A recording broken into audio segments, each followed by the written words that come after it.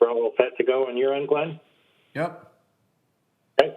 It is 6 o'clock. We'll bring the Mashpee Board of Health meeting to order for the Thursday, March 3rd, 2022 meeting at 6 p.m. First item of business tonight is review and approval of meeting minutes from the July 15th, 2021 regular session. Are there any comments on that set of minutes? Already made and corrected. Okay. I'm good. No questions. I'm good. Do you have a motion? Motion. I motion to approve the meeting minutes from, I apologize, the meeting minutes from July 15, 2021 regular session. Okay, I'll second that motion. All those in favor? Aye. Review and approval of expense warrants. Are we needed to come down and give any signatures for expense warrants? I believe we have one that needs to be signed. Let me double check on that. I will let you know. Because I'll be driving through the area tomorrow. If you can check and let me know, I could potentially stop on my way. I'll let you know first thing. Barnstable tomorrow. Okay, thank you. I think item number 3 is a bit long, and we do have a 6:10 appointment tonight. So what I'd like to do is move up. So item number 1, the review of the tobacco sales violation, 135 Main Street, Omar, Inc. There was a request for continuance on that, correct? Correct. Would you like to make a motion to continue, Kripani? Yep. I make a motion to continue the hearing for 100 Great Neck Road North to the next. So 135 Main Street. Oh, I'm sorry. I look at the wrong one. I apologize. 135 Main Street, Omar, Inc. to the next meeting. I will second that motion. All those in favor? Aye. Okay, moving right along. Item number 2, the COVID-19 update. Okay.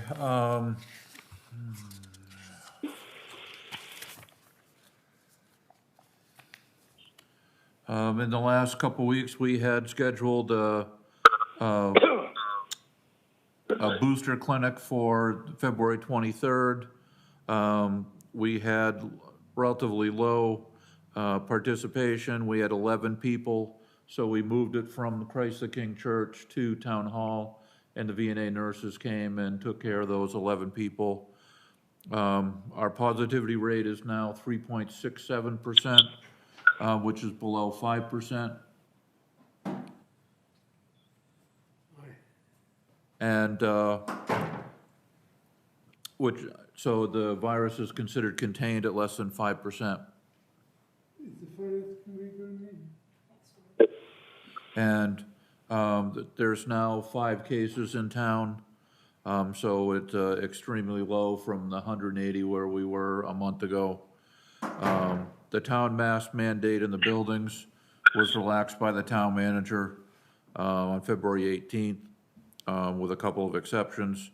And the CDC relaxed the mask requirement on school buses for K through 12 and child care. So that's really it right now. We're just, we're not having a lot of calls into the office for booster clinics or for shots. There's still other clinics that are occurring in the region, and I think people are making use of that. So we're actually just starting to quiet down a little bit, which is fine with us. Well, that's all very good news, yeah. Kripani, do you have any questions or comments? Nope. No? I think I'm good. Seems like we're moving in the right direction, so that's good. With regards to considering that COVID is in a very good position right now, moving our meetings back to in-person, I don't know I guess that would sort of be pending the ability of our third board member to be present. I know he's on a trip right now out of state, so not knowing when he's going to be back, I guess that kind of impacts that. But right now, we don't have any ability to do a hybrid type of meeting, right, Glenn? I believe that's correct. Okay. But I don't think there's anything stopping us from doing in person unless Ernie has some issues with doing that. All right. So if you're comfortable with that, Kripani, I think we can go back to in person.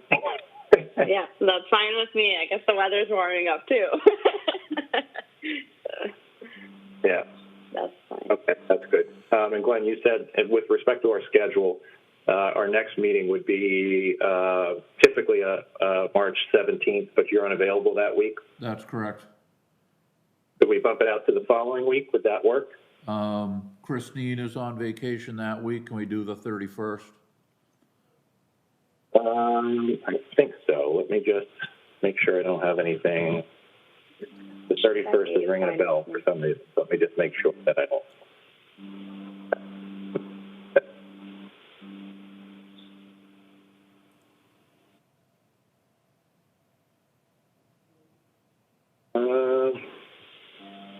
Yeah, the 31st will be okay.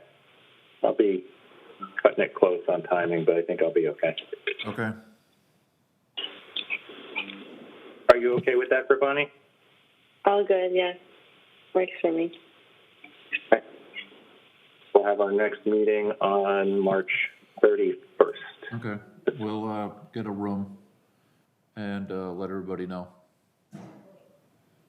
Good. Let's see. We have a 6:10 appointment, and it's 6:07 right now. I don't believe we have any items that can be covered in a short period of time. So I guess we'll just wait a couple minutes. If there are any other small updates you wanted to give, Glenn, or anything like that.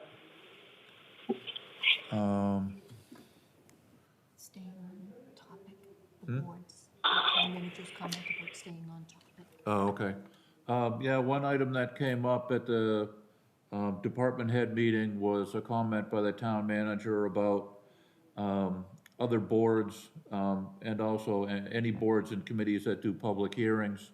I guess there was an issue with one of the boards who got a little off topic and a little off the agenda, where they had discussed an item that was not on the agenda.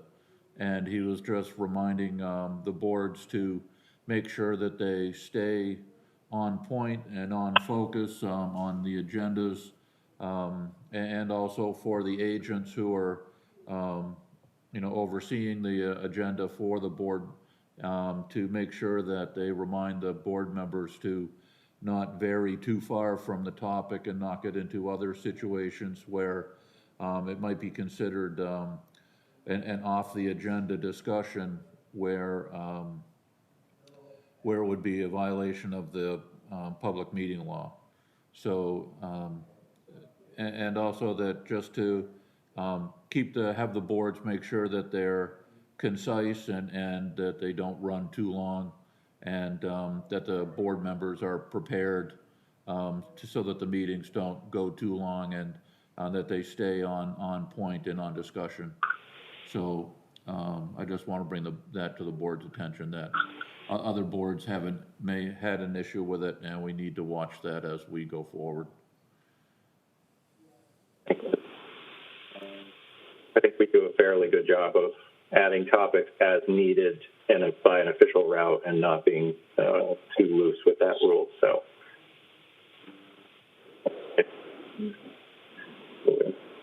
Thank you for the reminder. All right, I know Josh Barrows is here for the 6:10. Well, he was just on the video anyways. Okay. Josh, are you on still?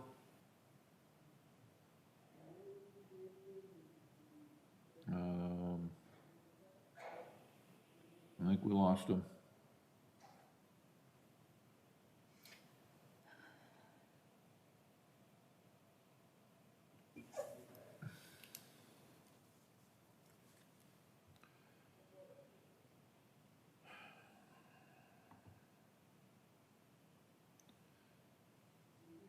anything in the chat. It does have a hand raised. Josh, you there?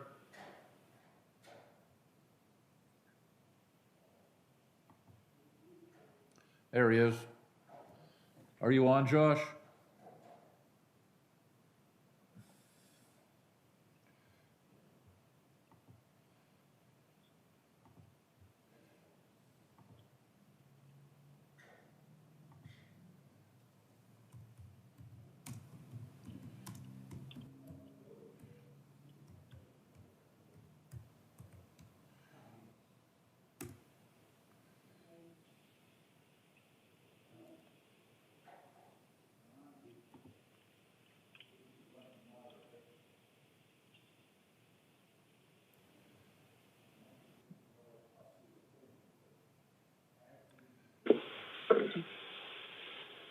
I sent him the chat to get on the conference line.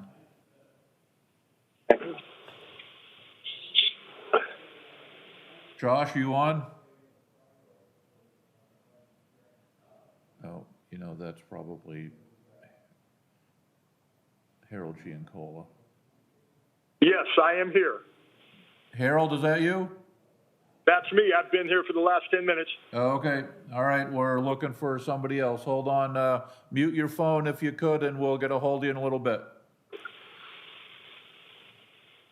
Josh, are you on?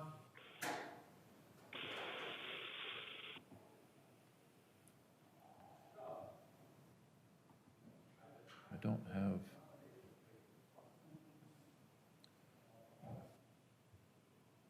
Do I have him muted? No, he doesn't look like he's muted, but I think everybody is.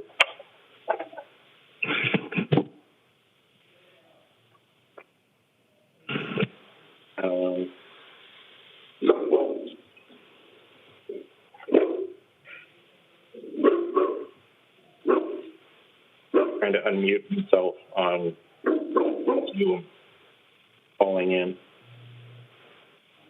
Josh, you there?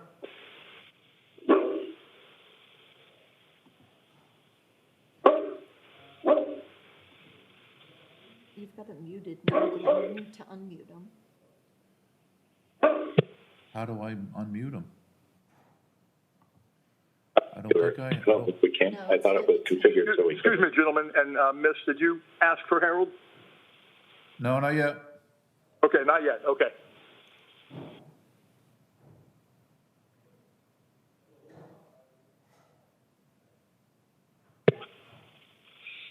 I can't hear you, Josh. Well, you can see down at the bottom. That Those are the his course phone, being so reversed. go up here Hold and on. click that so that doesn't show him as. His phone is muted. Yeah. Spot my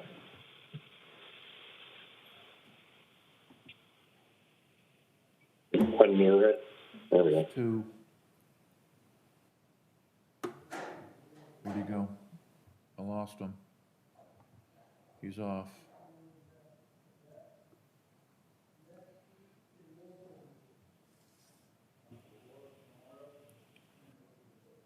Doing it on his iPhone, we might have had to end Zoom so that he could call.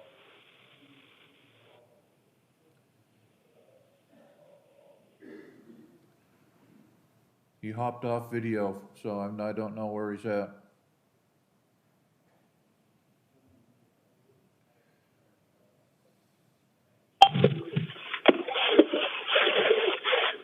Josh, is that you? Yes, it is. Sorry about that, Glenn. That's okay. I'm on now. All right. Okay. Okay.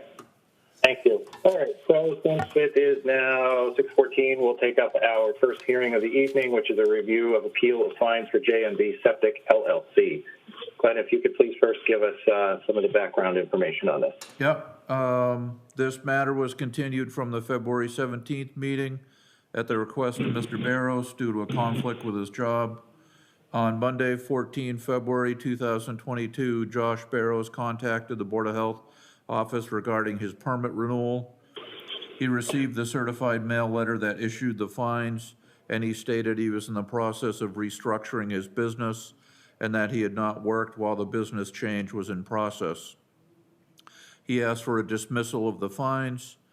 The Barnstable Wastewater Treatment Plant did supply their monthly list of Mashpee properties that were serviced by Mashpee sewage haulers, and JMB showed up to service 2 properties at 74 Lakewood Ave and 114 Old Colony Road in January. The permit renewal fee would be $1,500, which is double fees for 2 trucks and 11 days of fines at $100 per day.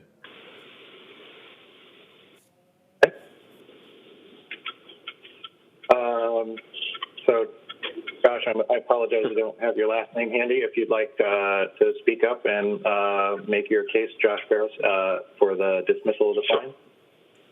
Yep. Okay, so as Glenn was saying, I was switching over my company from sole proprietorship to the LLC. And at the time of when Glenn must have received those names from the Barnstable treatment plant, as we dump at that plant, you always have to use a Barnstable, Mashpee, or Sandwich name. So some of those names were names before 2022. So I keep them in my books, and I use them at the plant when needed. So those weren't calls that I pumped in 2022. Those were calls that I pumped in 2021, but just happened to use those names while I went to the plant. First, I just want to say I've been in business out there in Mashpee on my own, going on 9 years, and I've never had a problem getting my permits. This year, unfortunately, with COVID, with what's going on with the registry, with my insurance company, there was a lot of confusion switching over to the LLC, which took longer than I thought. And at the same time, I apologize. I didn't know the town of Mashpee needed me to renew my permits right away in January. So I understand that now. Now that my business is straightened out to where I want it to be, there should be no problem moving forward.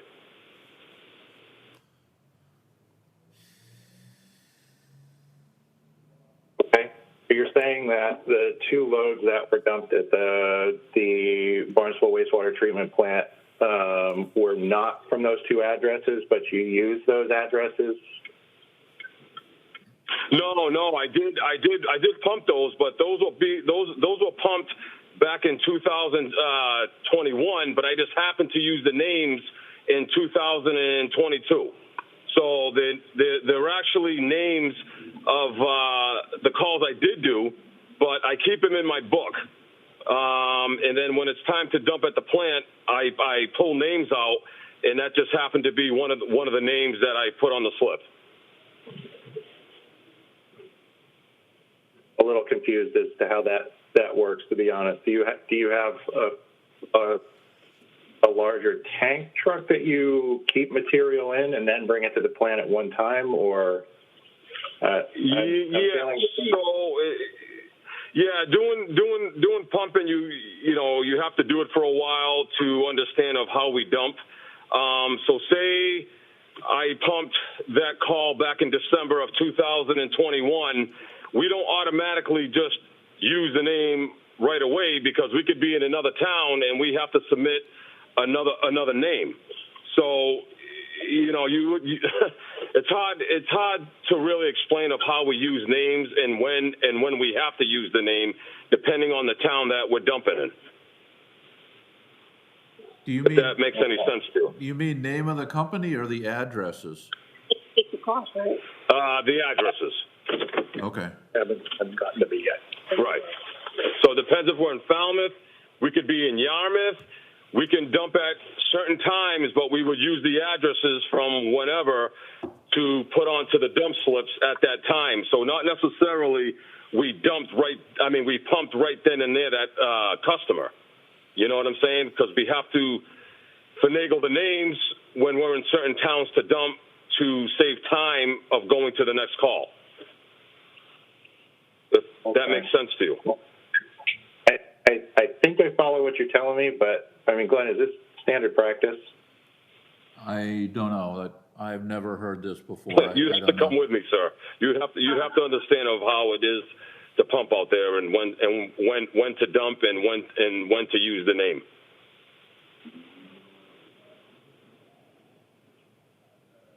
I mean, every pump guy out there does it like that. I was actually trained by Bortolotti Construction, and that's how we did it years ago. So everybody that pumps septics, that's how they use the names. So if they're pumping in multiple towns, Well, I have to admit, if that's the way it's being done, I'm a little bit concerned. Because the purpose of the record keeping is so that we can be able to understand what properties are being pumped and when they're being pumped. That's the purpose of the record.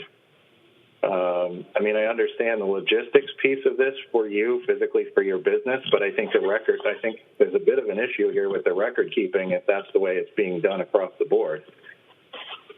Yeah, so I must open up a can of worms for everybody that's pumping, because that's how every business out there does it, sir. So I'm sorry that that's how we pump. We use the name when we have to, when we're at a plant. Like, say I do a call in Mashpee in December, I might not put the name on the slip until January of the following year, because that's where I'm at that time to use that name. If that makes sense. I mean, that's how, because we have different plants and we're in different towns pumping different gallons, and we have to save time and money and fuel, so that's how we use the names.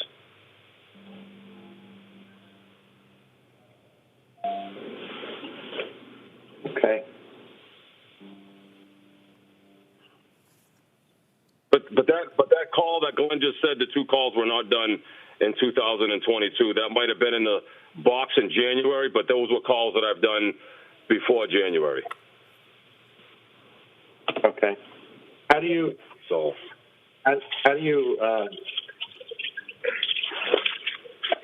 Gonna work that question. I have to admit, I'm at a bit of a loss if this is really how the pumping industry is working, because that's not the purpose of the record keeping. Oh, Brian, can we revisit this? Because we're talking about the renewal right now, just to get the renewal figured out. Yeah. I mean, the only reason I've been doing this a long time, and as Glenn knows me for the past 15 years of pumping for either Bortolotti or in my own business for the past 9 years, and I've never had a problem renewing my license until I had to change the name of my company, sir. So I apologize. I didn't know that I was under the gun to renew this in January. Now I understand how the town of Mashpee works, and my name is changed to the LLC. There should be no problem moving forward, sir. Okay.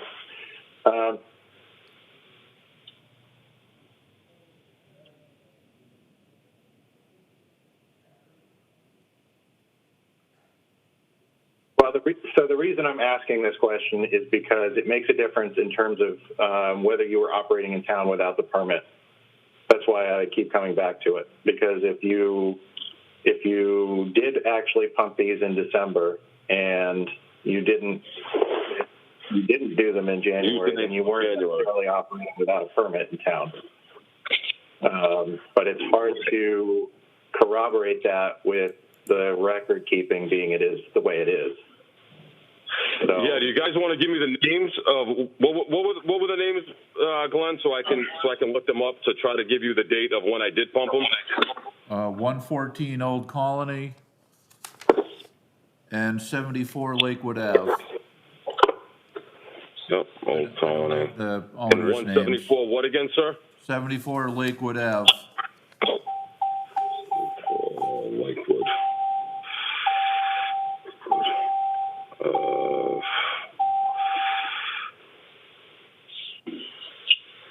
Hold on a second now.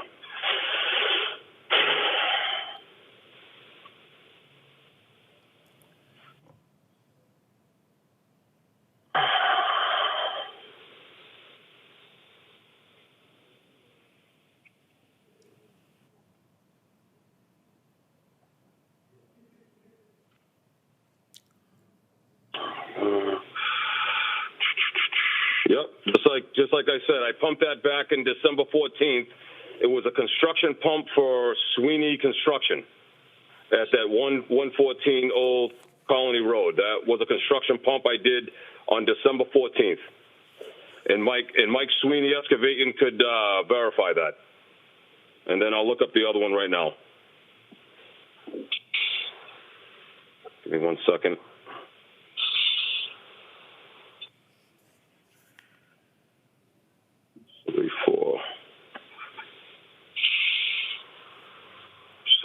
Lakewood Ave.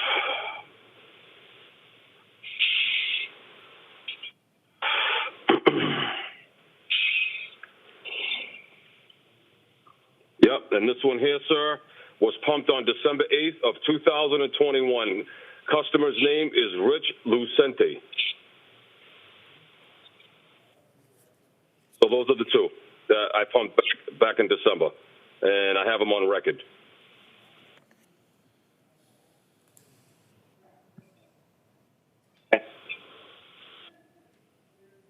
And I have the customer's phone number too.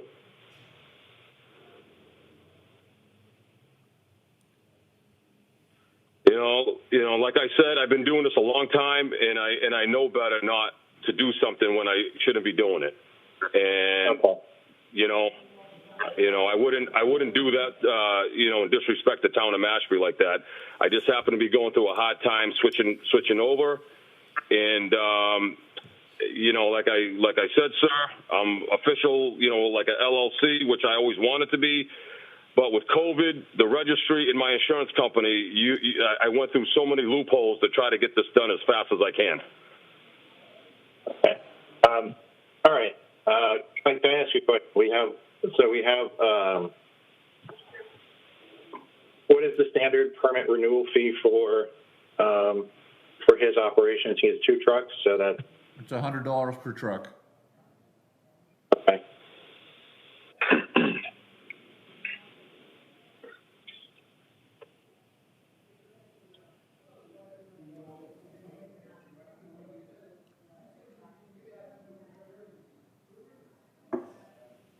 Okay. So, Bonnie, what's your thinking on this? I think it's just the record keeping that is bothering me, but in regards to the permit renewal thing, I'm gonna hold Mr. Barrows to his record keeping at least to be much more true to than whatever that's written on the slip, and just move forward with him paying for the renewal fee right now. Mm-hmm. Okay. So, I mean, I understand you were late in getting to this, but I mean, you've operated in town for long enough that I think, January 1st, it's just renewal time. So I honestly can't dropping the double fees on this. I mean, it's late. So that's my standing. We had another issue of the fines with relation to the 2 properties that were pumped, and it appears that they were pumped in the month of December rather than January. So I suppose those fines don't necessarily stand. So that would put the total fee at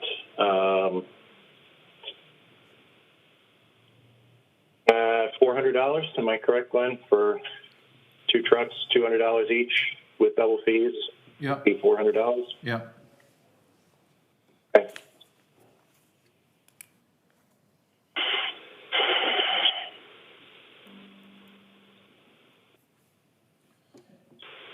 So would it just be the $400 or the okay. Yeah. Okay. All right. So I can make a motion where I move to impose a renewal fee of $400 for obtaining a valid septic hauler permit for the calendar year 2022 for JMB Septic Services. Okay. I will second that motion. Yes. If you have anything to add to the conversation, You speaking to me, sir? Yeah. For you? Yeah. So I just wanted to get this clear. So it's $100 each truck, but because I paid for the permit late, I'm getting fined instead of $100, $200 each for each truck. Is that it? It's a double fee for a late renewal. Oh, okay. Even after everything I had to go through to switch my company over, I mean, I have, but that's fine if you guys don't want to look at that. That was kind of my problem. Yeah. Okay. So we'll take a vote. All those in favor? Aye. Aye. Okay. Thank you very much. And remember, January is the month next year, please. Thank you. Yep, no problem. And I already paid the $400, by the way. So I've got the receipt. Very good. Yeah, thank you. Have a good night. Have a good night. All right, guys. Thank you. You have a good night. Bye-bye.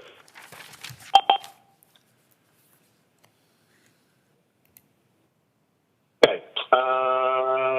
Let's see, 6:31. We'll move on to our next hearing, which is a show cause for noncompliance at 58 Buccaneer Way. Harold Giancola. Glenn, if you could please give us the background information for this one. Yep, Harold, are you on? Yes, I am. Okay, all right, hold tight. Septic inspection was performed in July of 2018. The septic inspection result was a conditional pass as risers were not installed on the septic components. An order letter was sent to the owner, Mr. Giancola, by a first-class mail, but not by certified.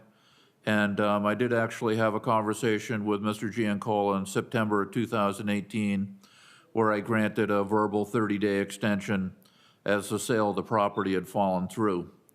A complaint from the tenant recently brought the old violation to our attention, and we realized that the 2018 order letter was not sent via certified mail, so we didn't take any enforcement at that point.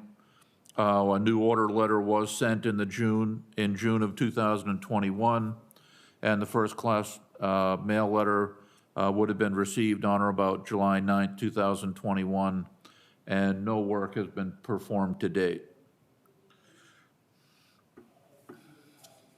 Here to present on this particular issue? Mr. Giancola, you can feel free to... You're speaking to me. Yes, what's the question? Would you like to add to this discussion in any way? Do you have some... Yes, I would like to add to it. June 3rd of 2021, I had double hip surgery. And, of course, these are just excuses, but double hip surgery, same day. Left the hospital the next day with a colostomy bag on. And then a week later, happened to have received from the hospital a urinary tract blood infection that put me out for a month past that. So I was in a bad way to be able to take care of anything. And by then, it just simply slipped my mind. I'm in South Carolina. I have not been working. I received Social Security, and that limited my funds, that's for sure. But then the issue came up, and I was notified by Glenn that there was an issue with the washer drain line. I did have a plumber over there. He met with the tenant. And the next time he went over there to perform his work, the tenant, this is what I heard, of course. I also heard this from Christine. I believe I'm trying to state it the way she told me, that the keys were left for him, but he did not find the keys. Yeah, Harold, we're not talking about the plumbing inside at this point. We're talking about the riser. Yeah, we're just talking about the septic at this point. Okay. Thank you, Glenn. You know, the best I can do for you right now is let you know I'm ready to make a call tomorrow and pick one in the hundreds of people that you've got listed there. And get back with you same day tomorrow to let you know who I picked and have them call you that I have picked and get the permit underway.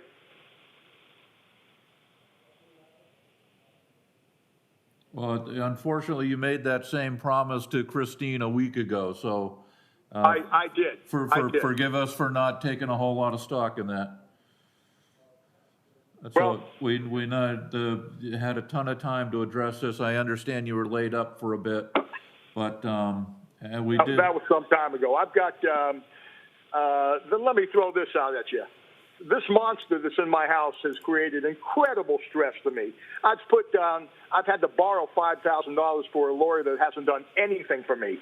You have no idea who she is, and of course, that's none of your business. But Well, we're in that process too, so we do understand, but we're then just. you know a little bit about who she is. Yeah, I understand, know- but we're talking about the yes, sir. septic repair, that's it. Yeah, that's all that's of interest. Excuse the stress I've been under. Yes, I know that. What I told Christine, and I didn't move forward on that, doesn't hold any water. But if you'll please allow me to attack it tomorrow and get to it and call you back with information of who I called, I'll be on it tomorrow.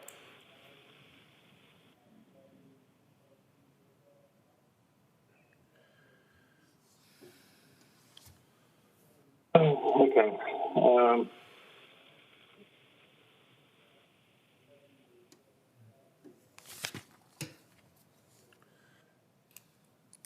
Bonnie, what do you have any comment at the moment? Simply put, I'm all about understanding people's situations and the hardships that go on. However, my concern is the fact that this has been old news.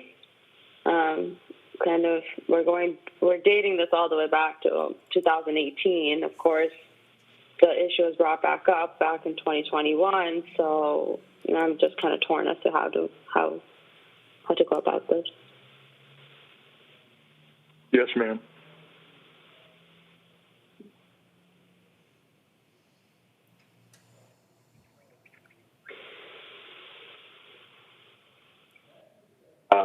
Okay.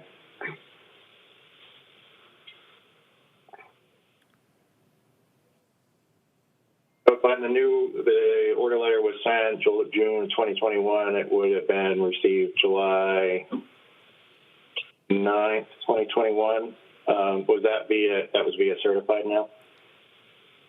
The first class and the certifieds were sent. The certified was returned, but the first class did not. And so the court will accept that the first class mail would have been delivered approximately the same time as the first class the certified was sent. So I was going on that date on or about the 7th of July. Okay.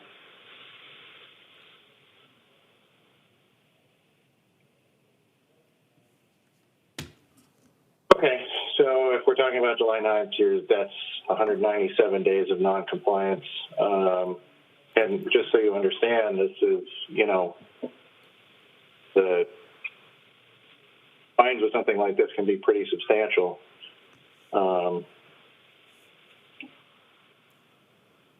Yes, sir.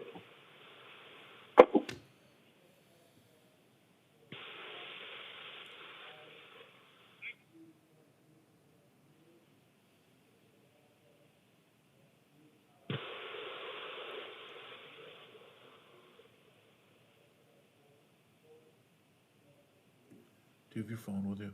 No. Do you want me to get it? Okay. Just looking for a calculator, that's all. So what's our standard fee structure for this type of thing, Glenn? What's our precedent? Title V is up to $500 a day, but typically it's $25 or $50 for risers. This is not a critical item or a condemnable offense item for either the environmental or sanitary code. So, but the work has obviously not been done. So, Right. If, as Mr. Giancola was laid up for a bit, certainly the full 197 days, if you want to give some credit there, that's fine. That's up to you, but that would reduce that 197, just to give you an idea of what could be done there.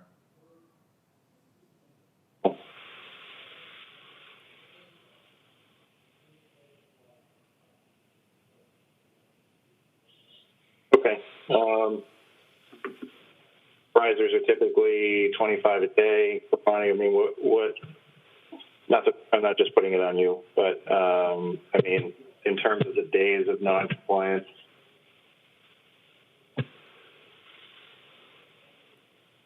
I was kind of doing the calculation out where, in terms of what Glenn said about him, about the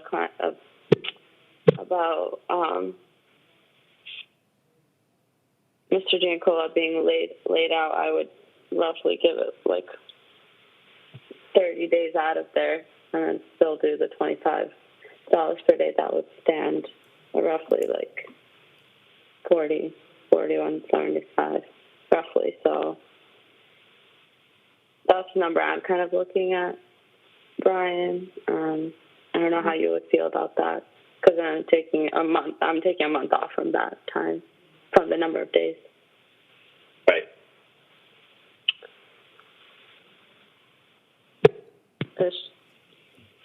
Mm-hmm. If that sounds okay with you.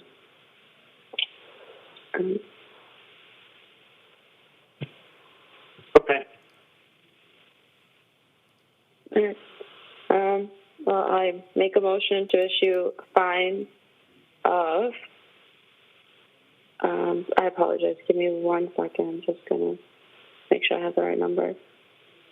We're talking, for the just so we're on the same page, we're talking 167 days of non-compliance. Okay. Yes, correct. 167 days of non-compliance and charge $25 per day. So I make a motion to issue fines of $4,175. What? Based upon the failure to comply with the Board of Health order of June 29th, 2021. The fine shall be paid within 10 days of receipt of the board's decision. Failure to pay the fine shall subject the owner to additional fines and or court action. Where am I supposed to get that, miss?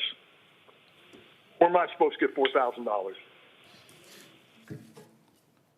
I know that's none of your business, but really, where am I supposed to get $4,000? I don't even have enough money to go make it back up there and yank her out of my house. Brian, Because she's destroying it. Destroying my house. That's fine. you want to close this out? Okay. Yeah, please All right. close it out. Okay. I'll second the motion. All those in favor? Aye. Aye. Please understand also that you do have the opportunity to appeal this decision in Superior Court. Yes, sir. That's going to happen. Thank you very much. Have a good night. Thank you.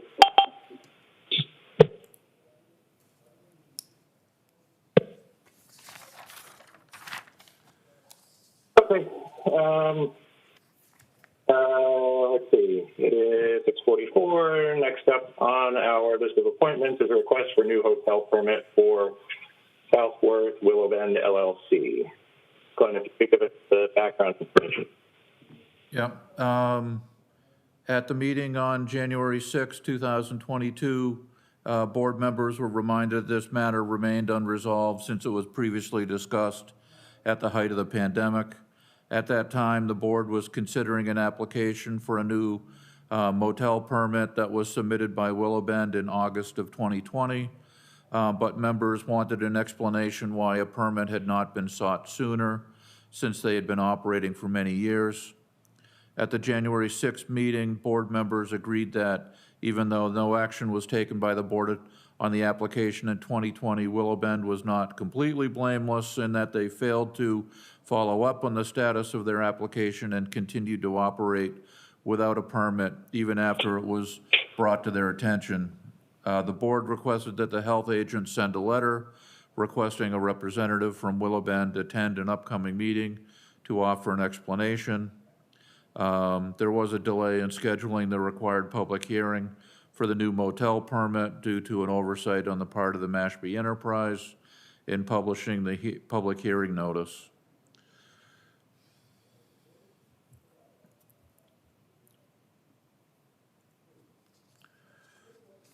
Is there anyone here to present on this issue? Yes, Jack McElhenney here. I'm an attorney. I represent Southwark Mashpee Properties, who's the owner of the property. Marianella Van Etten is here also. She's the business manager and administers the books and records for the villas. Just by way of background, and I had a conversation with Glenn earlier on this. I've had the benefit of it, however you might see it, been involved with this project for a long time. And the permits for the villas were originally issued by the Mashpee Planning Board in 1994. They are permitted by the Planning Board as guest villas, which are available for short-term rentals to Willow Bend guests, Willow Bend members of the club and guests. They are, I would say, primarily used during the summer months for people who might have extra guests coming in to visit, extended family, and they might need an extra room. If there's a golf tournament, the club will make those rooms available to people who are playing, and they are used to support the wedding business, which is a main revenue source for the club. Weddings, and those have to be introduced through a member. So, I would not characterize in my own layman's term these as a motel or a hotel, because they are not normally available to the public. And I have discussed, I think, just recently, because of the downturn in the softness of the business with COVID, they did list these rooms occasionally on Airbnb, but that's less than 5%, I think Marianella said, of our business that would be, coming in sort of off the street. And, to the extent that that's an issue or a concern, would be happy to forego that at this point, because it's, frankly, it's not worth the business. So, we did file for the license. We have always paid the rooms tax to the town of Mashpee for these rooms, and that was based on discussions going back years. So that's the history from our end, and we're happy to file whatever paperwork you'd like, but that's the history.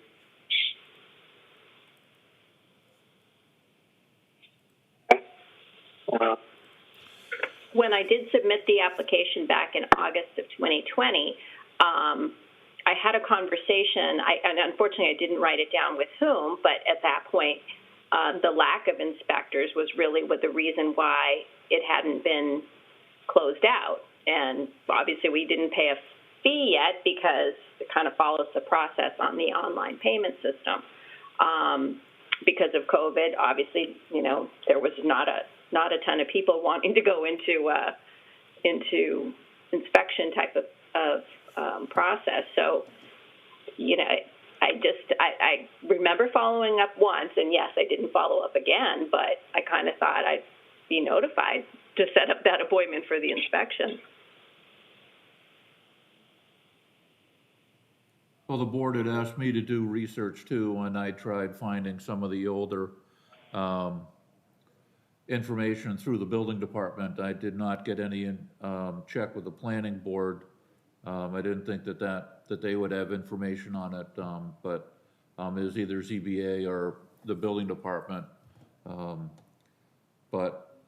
I didn't find anything, so I didn't get back to the board. I obviously got overrun with other issues. So that's why I didn't bring it back to the board's attention. But I think we need to close this out and move on.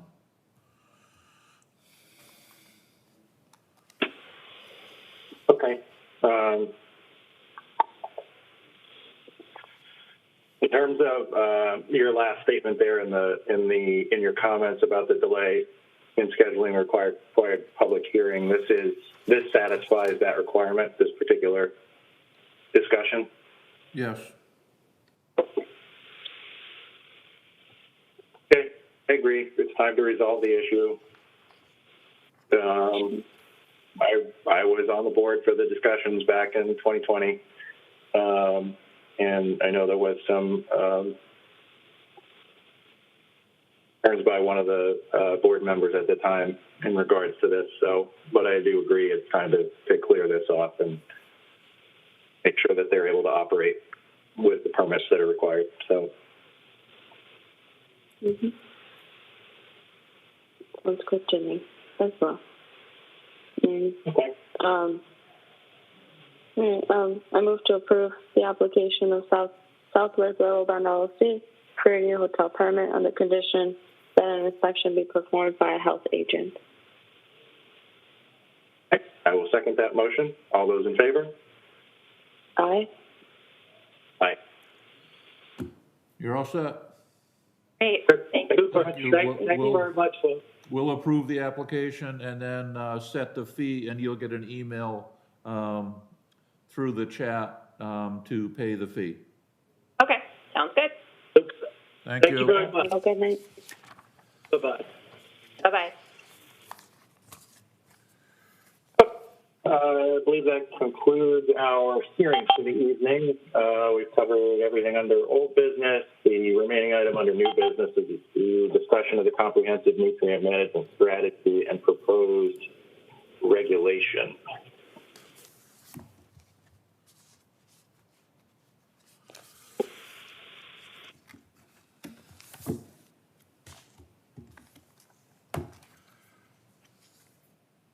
All right, so there was a working session with the full board and two of the select board members, John Cotton and Andrew Gottlieb. And at the result of that meeting, select board member Gottlieb said that he would write up a proposal or a proposed regulation combining his thoughts and my comments that I made for that working session. And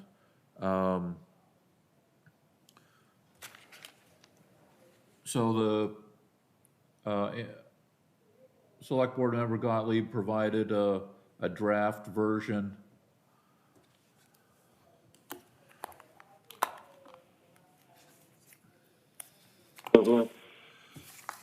back on February 18th, and there were several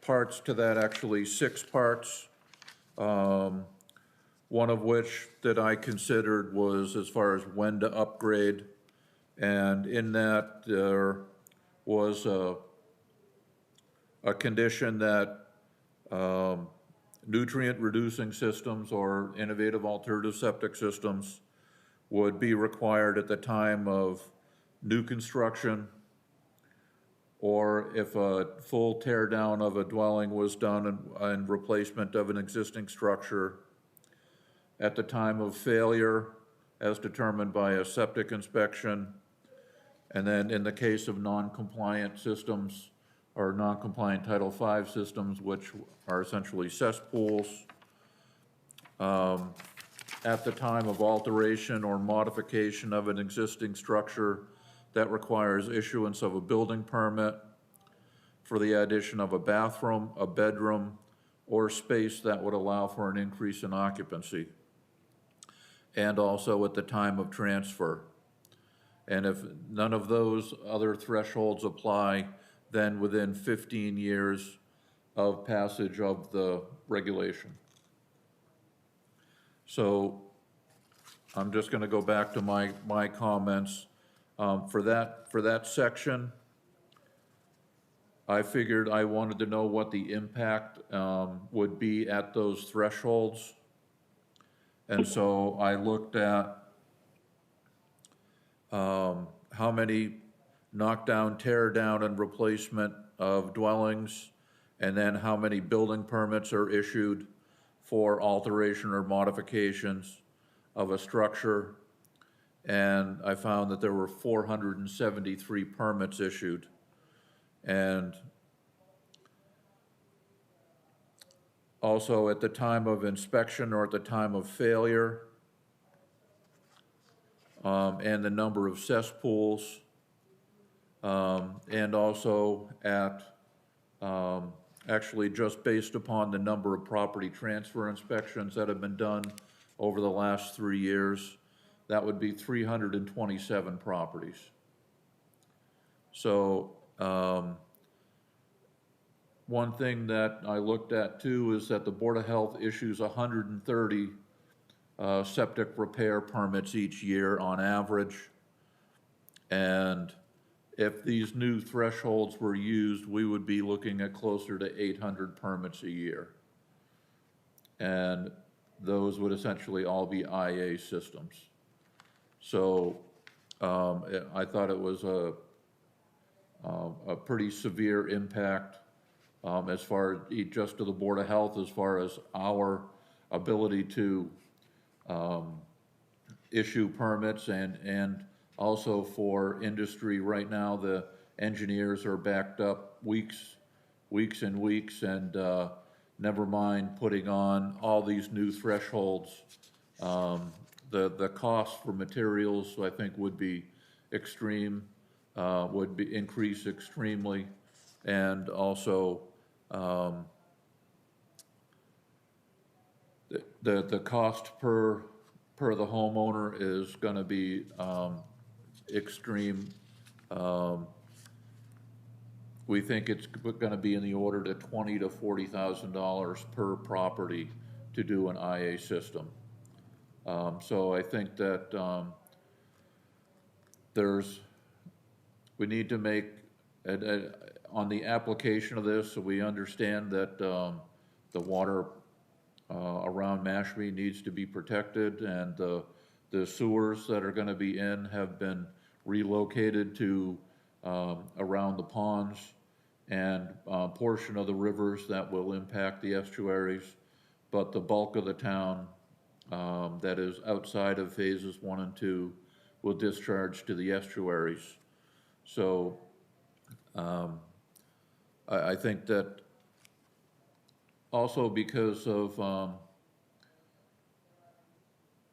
where the properties outside of phases 1 and 2 are being looked at for the IA systems, and the properties within phases 1 and 2 are going to be sewered, there's at least money that has been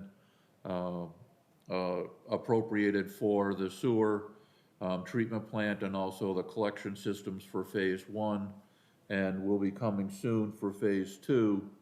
I think that all these areas outside of those phases need to be included in that infrastructure, so that all of the cost, or a portion of the cost, is shared with the town and not left to be an out-of-pocket cost for all of the homeowners in phases 3, 4, and 5.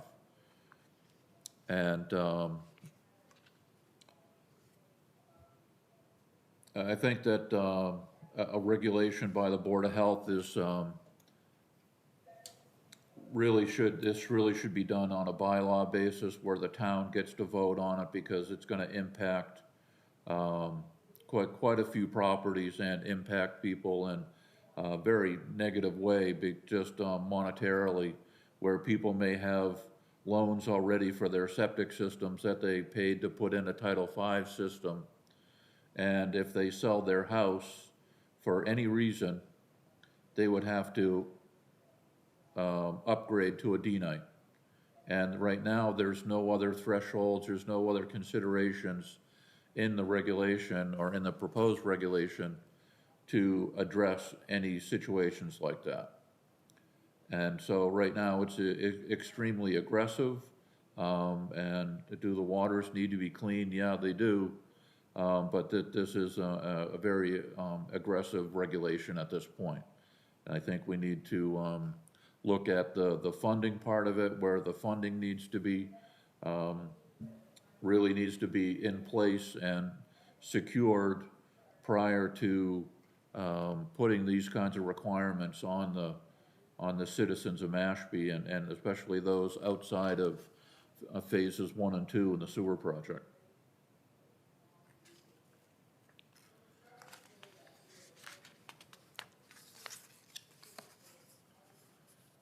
We did have a meeting. We had a meeting today with the town manager, and there will be a meeting set up with the selectmen in the next coming weeks. They'll let us know where it'll be a joint session with the select board and the Board of Health, where we can discuss this. And I think that there is some recognition that this is this whole rewrite of our septic regulations, and because of the monetary costs that's associated with this, and the width and breadth of the application of the IA systems for so many properties, that I think that at least the administration understands the impact that this may have.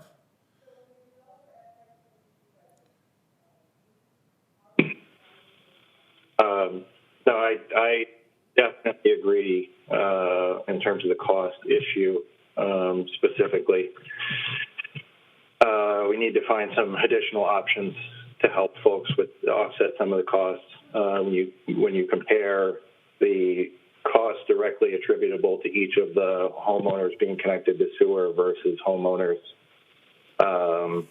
in the other parts of towns, which may be required to put in an IA system rather than connect to the sewer. So I think identifying ways to ensure that there is some additional equity there is not unreasonable.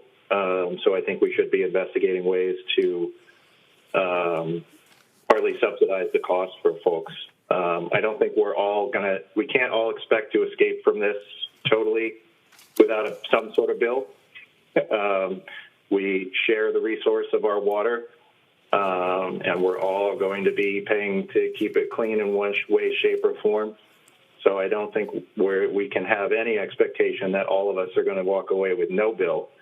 But as you know, I'm particularly interested in how we make the difference between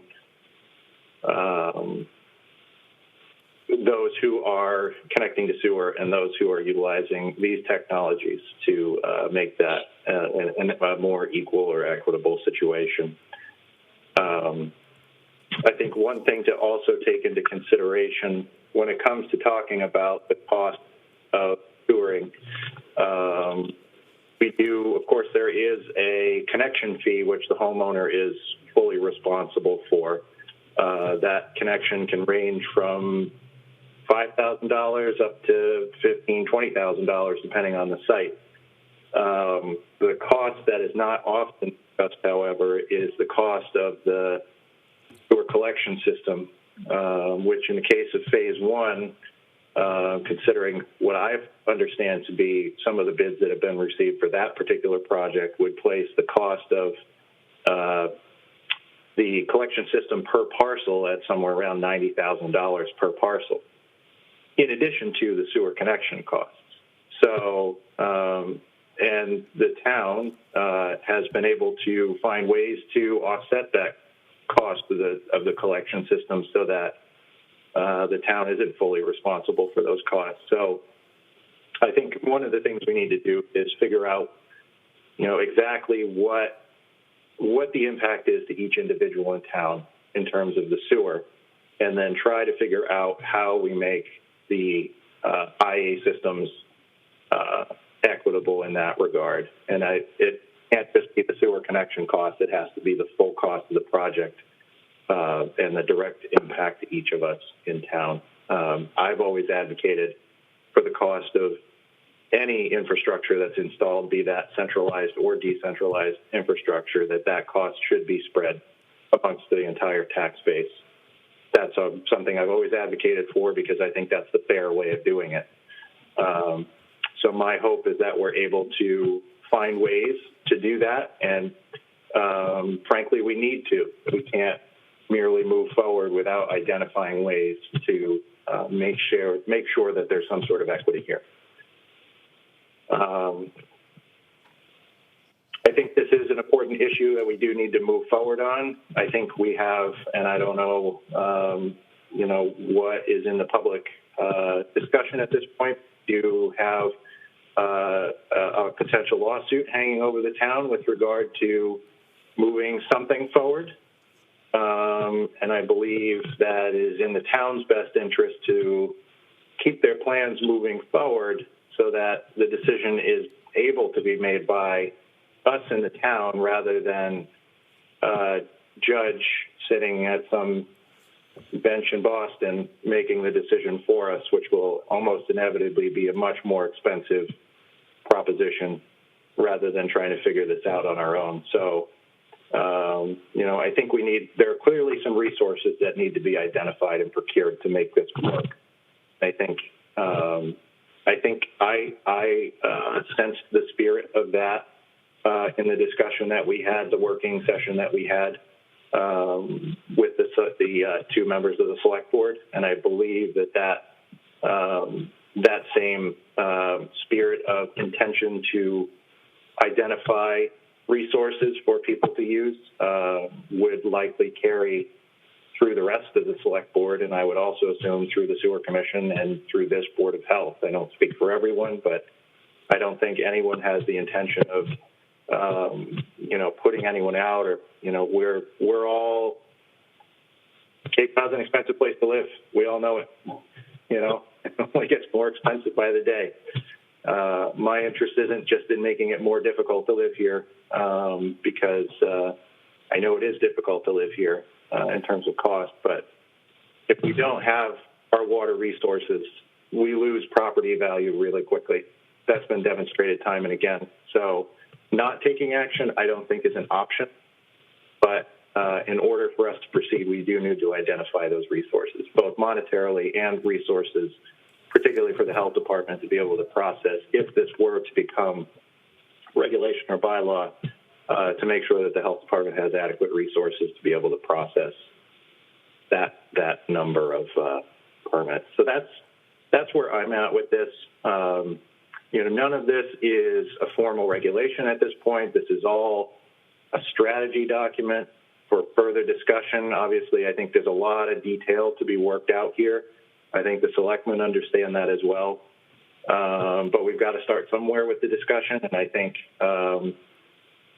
sometimes being a little bit controversial in a suggestion of a strategy can help move things along much more quickly.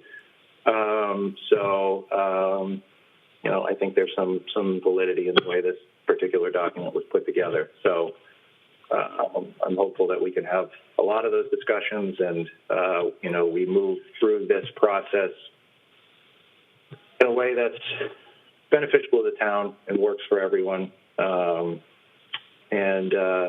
It's done fully within the public eye. So if that means, if not Board of Health regulation that does it, if it's town bylaw that does it, I'm an advocate for doing town bylaw where it's needed, particularly where something has such a large impact. So that's, I guess that's the depth of my comments right now on this. We got to move forward, but we also have to move forward with urgency, but not with haste, I guess, is a good way to put it. Yeah, I agree with the points that Glenn and Ryan, you have made as well. I definitely think funding is pertinent topic to pay attention when we move forward with this. And yeah, I don't have any more comments beyond that. Maybe as we discuss this out, with the larger groups, we decide, this isn't the route we want to take, but we've got to start somewhere with the discussion. So, right. I think I think that this does push that discussion forward. Christine has written comments, and so she wants to make a few comments as well. So I'm going to turn this over to her. Sure. Hi, Brian. Hi, Christine. Hi, Kripani. Hi. So Hi. I did make written comments and I did send them to you, and I don't typically do that. You know, I leave the agent comments up to the health agent, but, you know, I really felt compelled to, you know, to send those over to you, and I hope you'll take a moment to look at them. I did want to, I did also put in, it's my own opinion, but it's a sort of a toned-down version of the regulation. And, you know, I hope you'll look at that too. Again, it's my own opinion, but my opinion, I wanted you to understand, have a little perspective on where my opinion comes from. And it's, you know, as a health agent in the performance of my duties, I'm out in a lot of these homes and I see a very human sort of element that a lot of people don't see. And it's, you know, it can be very troubling. And so, you know, and people who don't get to see that don't necessarily, wouldn't necessarily understand where I was coming from with my comments. But I hope as health officials that you'll read my comments and understand, you know, where I was coming from. I did want to mention, because Glenn and I only just discovered tonight some information about that Infrastructure Investment and Jobs Act and the eligibility criteria for that. And based on our research, we learned that the eligibility criteria for that is the same as the USDA 504 program. So it has a very low eligibility income threshold. It's 50% of the area of the median income. So for Barnstable, a 4-member household with an adjusted annual income of $48,600 may qualify for loans through that infrastructure program, that Infrastructure Act. And I just think we need to think about, you know, which 4-member households we know that make maybe 50, you know, that are beyond that threshold, that make maybe $50,000, $60,000, or $70,000, that are making it in town to the extent that they could afford an IA system. I mean, it's just very troubling to me, and I want to be sure that people are considering, you know, disadvantaged households when they're thinking about imposing such a costly home repair or upgrade.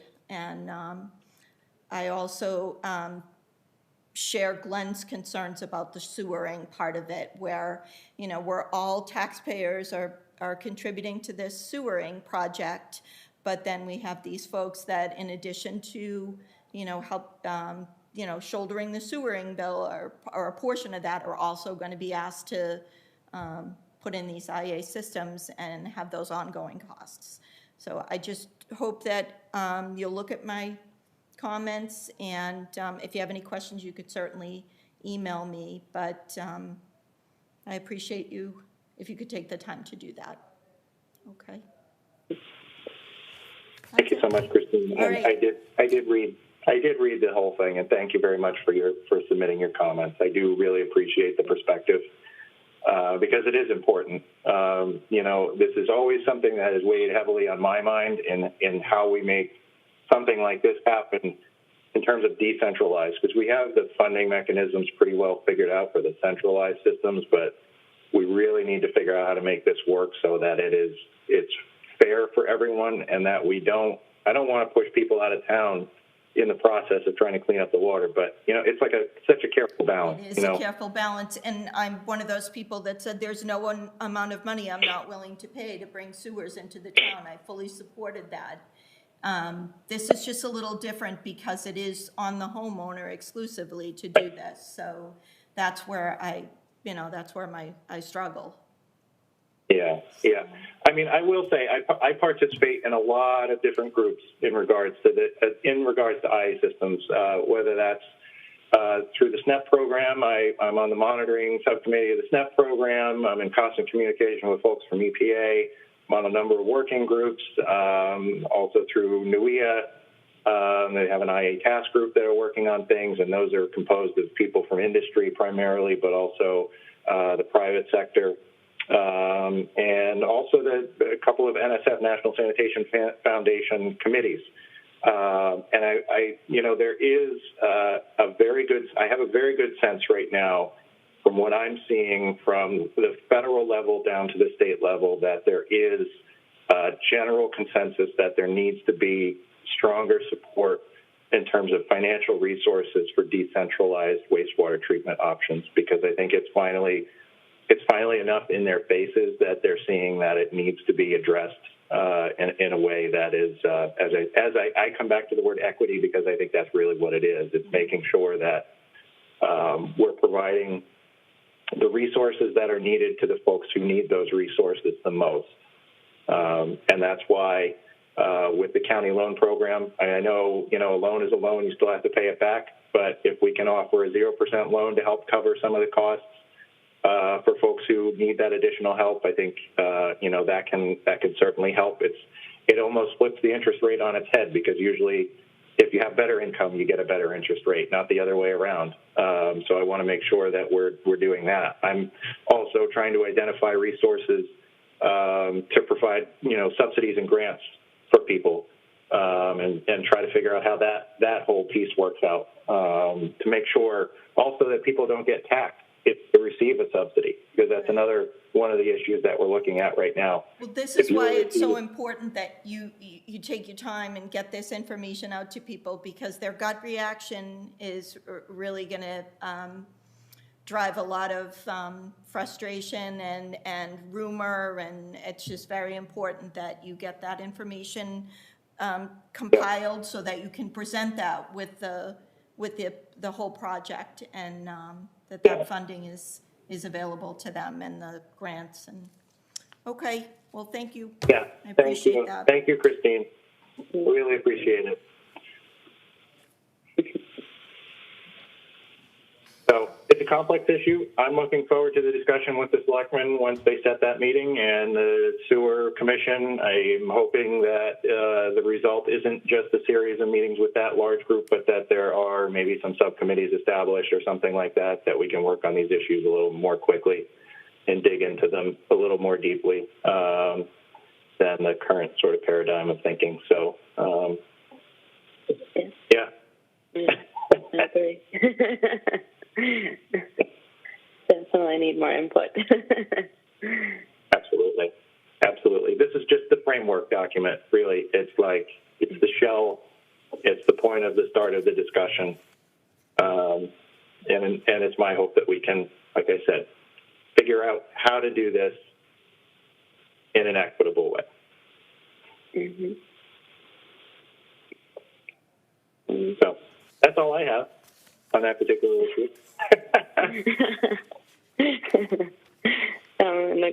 I agree with everything that's been said. So, but do we need a motion for this, or we just go on? Do we just move? No. Forward with it? Nope. There's no nothing formal on the table right now that requires a vote. Okay. But I just want to I have nothing further anyways for regular session at this point. But we do have information for an executive session. Okay. So the procedure for this, again, I always remind myself because I always forget. So the procedure for this is that we need to, there needs to be a motion to adjourn public session meeting. Yep, enter into executive session and not return to public session, then we do it by roll call. Am I correct? That's correct. Yeah. Okay, thank you.